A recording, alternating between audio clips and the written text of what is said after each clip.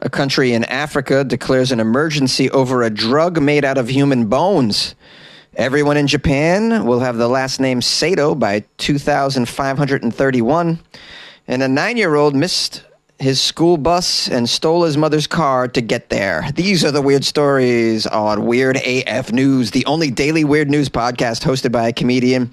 I have 3 weird news stories from all around the world for you. Let's get right to it, shall we? A country in Africa declares an emergency over a drug made out of human bones. Sounds pretty intense. Sierra Leone is the country. It's in West Africa. The president has declared a national emergency over rampant drug use, apparently. This particular drug is called Kush. It's a psychoactive blend of addicted substances, and it's been prevalent in the country for many years. President Julius Maada Bio called the drug a death trap and said it poses an existential crisis. One of the drug's many ingredients, apparently, is human bones. Smoking bones. This gives smoking bones a whole new meaning. We have a thing called Kush. It's cannabis, though. People sometimes will call cannabis Kush. It's a strain of cannabis, I believe. But in this country, Kush is human bone drug. Crazy. Security has been tightened in cemeteries over in Sierra Leone because they have to stop the addicts from digging up skeletons from the graves. Imagine that, in a cemetery digging up graves. What are you doing, grave robber? Is this for medical purposes? Nope. It's because I want to get high. I need these bones to get high. Oh, this is wild. Groups of mostly young men sitting on street corners with limbs swollen by the Kush abuse is a very common sight, sadly, in Sierra Leone. So it sort of looks like downtown Philly, I think. With a bandage around his ankle, one recovering addict told the media that the drug has a very tight grip on him. He says, "I don't like doing this, but I cannot leave it because I enjoy it." Yeah, this is how drug addiction works. This is how they get you. There is no official death toll, but one doctor told the media that in recent months, hundreds of young men have died from organ failure caused by Kush in the capital, Freetown. The psychoactive substance also takes a toll on mental health. The Sierra Leone Psychiatric Hospital, which is the country's only institution of this kind, says between 2020 and 2023, admissions linked to Kush abuse surged by almost 4,000%. 4,000%. The spike in Kush has seen Freetown's main cemeteries request police security to protect themselves from the young men digging up all of these skeletons, which they then grind up the human bones. This is one of the many ingredients used to make Kush, although it is not clear why. I guess it's not clear why they're using human bone. Yeah, I mean, it wouldn't seem to me that human bone would be psychoactive, but I don't know. People get high off toad venom and other weird things. People apparently back in the day were smoking banana peels. I don't know. You ever heard that song? They call it mellow yellow. They call it mellow yellow. Apparently that song's about smoking banana peels. I don't know if it works, but let's pause the show and Jonesy's going to do an experiment. Hey guys, how are you? I'm feeling amazing, man. I didn't know that you could do that with a banana peel. I'm just kidding, guys. I didn't do it with a banana peel. Although I'm not against it. It sounds like a cheap high, and I'm all for cheap highs. Not all for, but it's something I'll consider.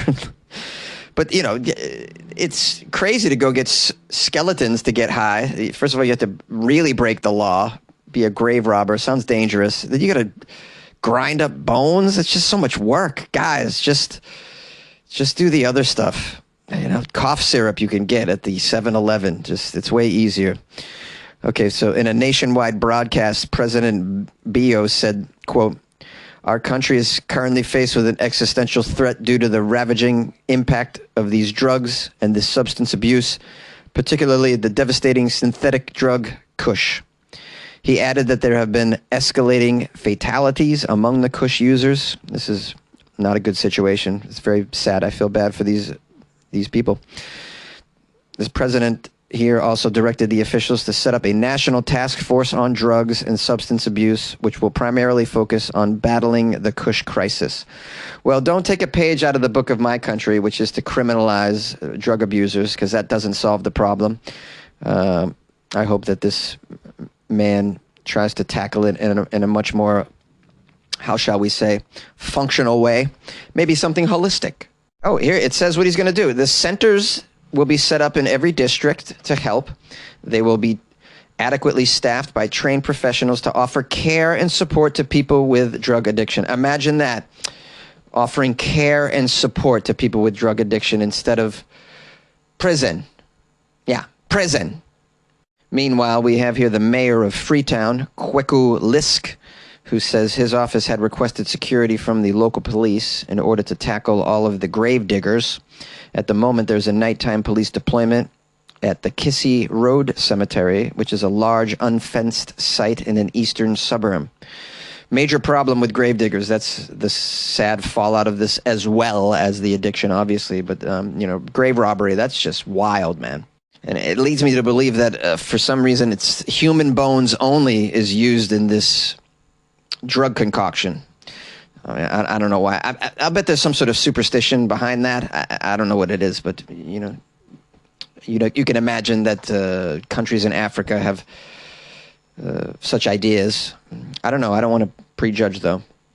I could do a deeper dive into this drug and how it was invented and stuff, but we're already at 6 minutes, so maybe I'll save that for the Patreon. Everyone in Japan will have the last name Sato by 2531, unless a law changes. The story is out of Japan. We have citizens who will have the same family name in 500 years, apparently, unless married couples are permitted to use separate surnames. This is a new study done by a professor of law. He's suggesting, as part of a campaign to update this civil code that dates back to the late 1800s. This guy's name is Hiroshi Yoshida, a professor of economy. He projected that if Japan continues to insist that couples select a single surname, every single Japanese person will be known as Sato-san by the year 2531. Oh, how adorable. He thinks we're going to get to 2531, this guy. Yoshida, what are you doing? 2531, really?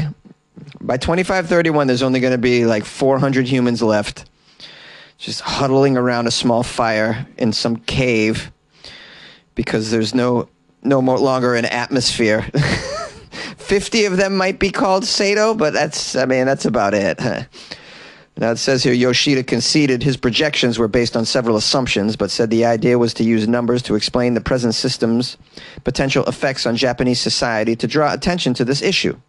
All right, let's unpack what's going on here. Apparently, couples in Japan have to choose which surname to share when they get married, but in 95% of the cases, it is the woman who changes her name. Yeah, that's common in the States as well. I'd imagine that's common around the world. It says, however, the picture would be different if Japan's government submitted to growing pressure to allow married couples to use separate surnames. Yes, sure. They're given the choice, but the pressure is for them to take the man's name because, in male-dominated society, this is what you have. It's like women are kind of still treated like property. This is a remnant of when women were treated as property. My woman, my farm, she takes my name, mine, when men ruled the world. But some would argue that they still rule the world. But the women are catching up. And I would like to see a world where the women run it, see what that's like. That might be pretty cool. Now, Sato in Japan is the most common last name.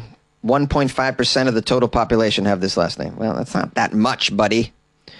A close second is Suzuki. Very common.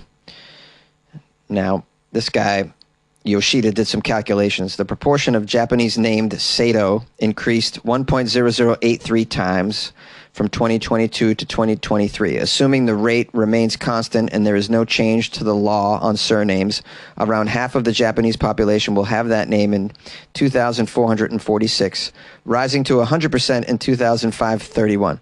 So he's just fiddling around with projections and numbers without taking in any other factors except for the increase in people named Sato in the past year.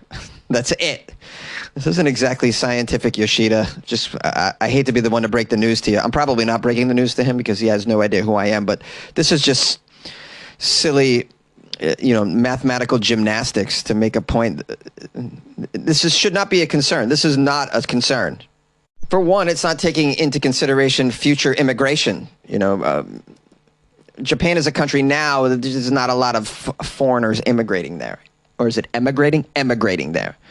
But this could all change. You're giving us a 500-year window. I mean, that kind of culture could flip-flop, and then all of a sudden you have a situation where a lot of people are moving to Japan. And then that will just throw your data into the fire, into the trash bin at that point. And that's just one factor that I came up with, some stupid podcaster. So imagine all of the other factors that one could consider. And I stand behind the fact that we're not even going to be here in the year 2531 as well. I mean, that just seems rudimentary to me. I mean, and if we do make it 500 years, it's like the AI robots are going to be around running the show anyways, and then we're all going to be saying, Domo arigato, Mr. Roboto, Sato. Yay! A 9-year-old boy missed the school bus and stole his mother's car to get to school. A California police officer got a shocking surprise when the car that he was chasing came to a full stop. Behind the wheel was a 9-year-old boy. Where was he going? Was he chasing Pokemon?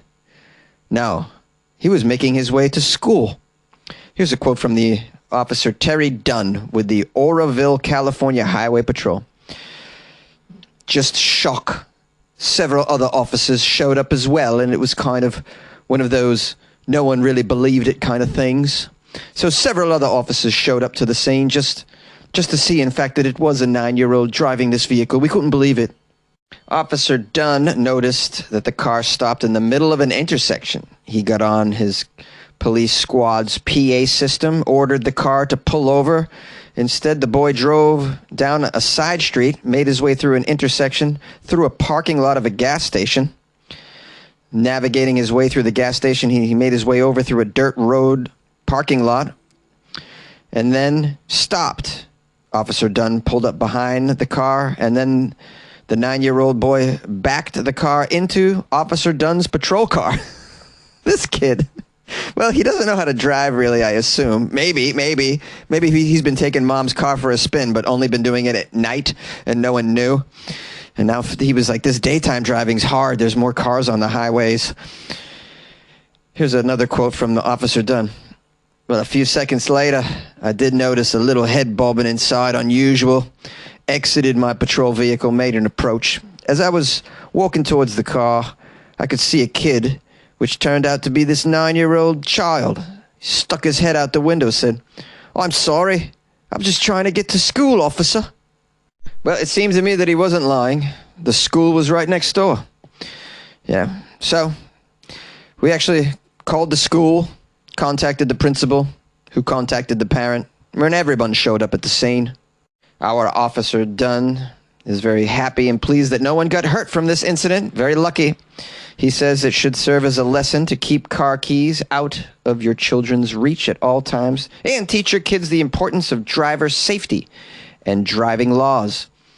Hopefully a lot of other people take this to heart and learn from it. So hopefully this doesn't happen again in the future. Just maybe talk to your kids about the dangers of driving a vehicle and what could possibly happen. This story has a very positive, happy ending. According to Officer Dunn, no one was hurt. Not a single person was run over, nor any pets. And in addition, this young 9-year-old actually got to school despite everything. This guy was like, I'm getting to school, hell or high water, I'll tell you. Imagine Mr. Bus. Where mom keeps these keys around here somewhere. I guess he doesn't have a bicycle. It's a crafty guy, man. Hey, this kid's got goals, and he wants to achieve them. I mean, wouldn't you love it as a parent to have a child that wants to go to school this badly? I mean, I never wanted to go to school. I hated it. I hated waiting for that bus. I hated getting out of bed. Yeah, I would. Oh, if I missed the bus, it's I missed the bus. What a shame. What a shame. I guess it's back home for me. Oh, terrible that I missed the bus. I would never then go and steal a vehicle or any mode of transportation to get to the school. I'll tell you right now, this kid's going to be in demand when he gets to school. What a badass, and everyone's going to know about it. And he is going to have the pick of any girlfriend he wants at that point. Who's not going to want to be with this?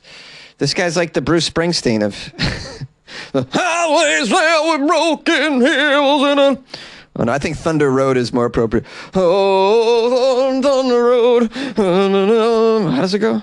Oh, what else can we do now? Except roll down the window and let the wind blow back your hair. Well, the night's busting open, these two lanes will take us anywhere.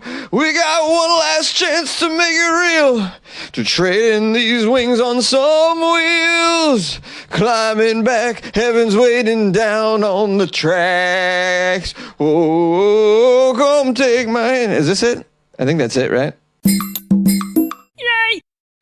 Hey, my friends and loyal listeners, thanks for spending some time with me in the show. Appreciate you. I especially appreciate Camila. Camila just joined the Patreon. Isn't that lovely? Camila is showing gratitude for the Weird AF News podcast and showing support for Jonesy and the Weird AF News podcast by joining the Patreon, and I couldn't be more happy. And so I just wanted to make sure that Camila gets a big shout out on the show. Please enjoy the extra content inside the Patreon, Camila. That's the bonus that you get. You know, you get that good feeling knowing that you're also supporting a one-man production here as well. A guy who really gives a damn. But you also get extra weird content that I put into the Patreon. So thank you so much for joining. If you guys want to be generous and cool and kind and supportive like Camila, you can download the Patreon app on your smartphone and do a search for Weird AF News, or you can go to patreon.com/weirdafnews, or you can go to the official website, weirdafnews.com, and join the Patreon that way.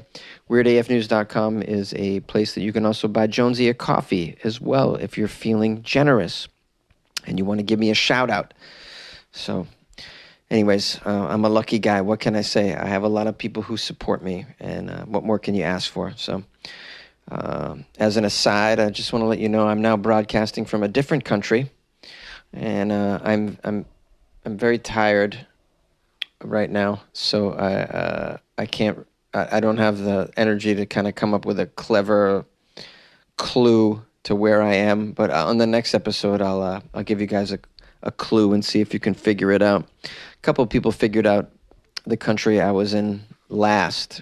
Were you one of them? Anyways, I'll drop some clues. And if you want to reach out to me, the email's funnyjones@gmail.com. As always, we have a phone number here, 646-450-2012. If you want to call the show and leave a voicemail, I'm going to try and get to some calls tomorrow. On tomorrow's episode, I'll publish a few, I think. So get them in and get some sleep. All right. Got a big weekend ahead of you, so you know how it is. Just know that while you're sleeping tight, that Jonesy gives a damn. Jonesy gives a damn about you and your life, and that's why I tell you always, good luck with your life, man.